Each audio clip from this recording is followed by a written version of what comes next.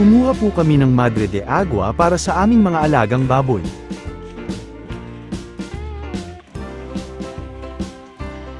Magandang umaga po sa ating lahat. Panibagong episode na naman po tayo mga kaibigan at welcome pong muli sa aming munting backyard.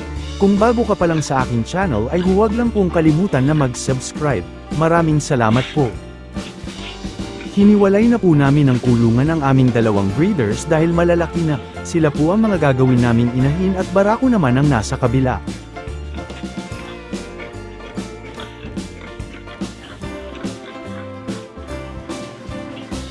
Nilagyan na rin ng mas mahabang tali para masanay din siya at mapasunod kung ilalabas na sa kulungan para hindi kung saan-saan pupunta.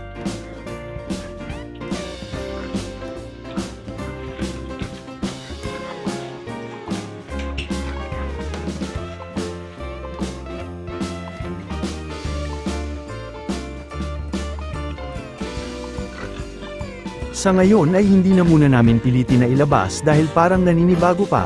Kung mapapansin ay ayaw pang humakbang o bumaba sa kanyang kulungan.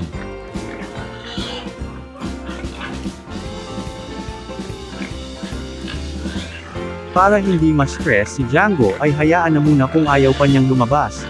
Mahaba pa naman ang panahon para siya ay magsanay at matuto. Mag 4 months old pa naman ang alaga, marami pang pagkakataon para matrain, baka magkasugat-sugat ang katawan kung sa pilitang ilabas.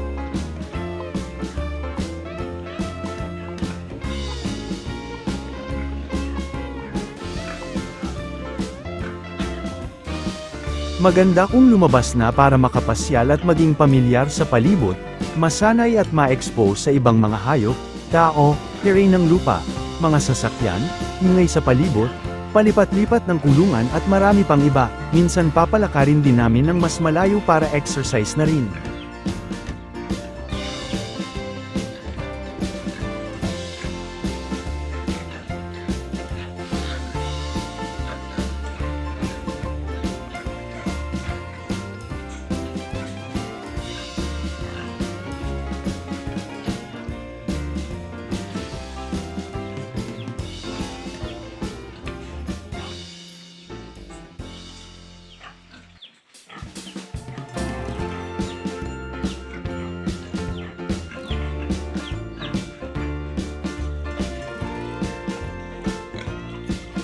Habang bata pa ang barako ay mahalaga rin ang paghimas sa kanyang batok o sa anong parte ng katawan para mapaamo. Kapag hindi nasanay at malaki na ay baka magalit kung lalapit o hahawak lang tayo sa kanya. Kung magpapakain, magbibigay ng gamot o anuman, hindi din po biro ang makagat o madaganan ng isang barako. Ginagawa namin ito halos araw-araw, pati ang pagtatali kahit sa loob lang ng kulungan.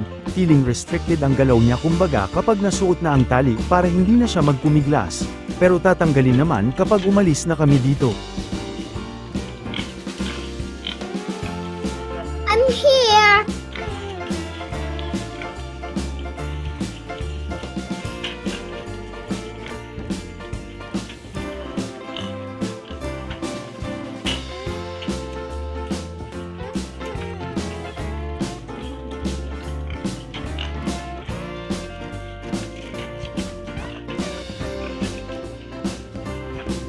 Hayaan na muna namin na may tali kahit nasa loob ng kulungan ng ilang sandali para masanay lang.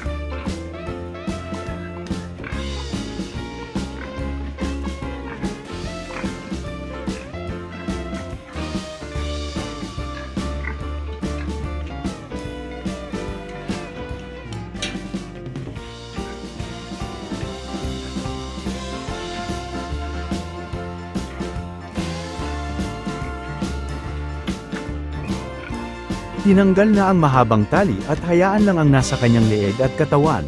Sa susunod na mga araw naman baka magkalakas loob ng bumaba. Antabayanan natin ang mga susunod na ganap sa aming barako na si Django. Hanggang dito na lang muna ang mga pangunahing pagsasanay ng aming batang barako patungkol sa pagtatali at paghihimas para masanay at mapaamo. Hindi lang muna namin pilitin para ilabas sa kulungan dahil mahaba pa naman ang pagkakataon dahil bata pa at iwas stress na rin. Kalaunan ay matututo rin siya katulad ng kanyang ama na si Joey.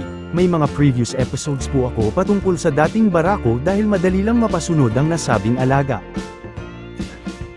Ang inyong natunghayan ay base lamang po sa aming pamamaraan at experiences bilang backyard raiser. Maaaring hindi angkop ang aming pamamaraan sa ibang mga nag-aalaga.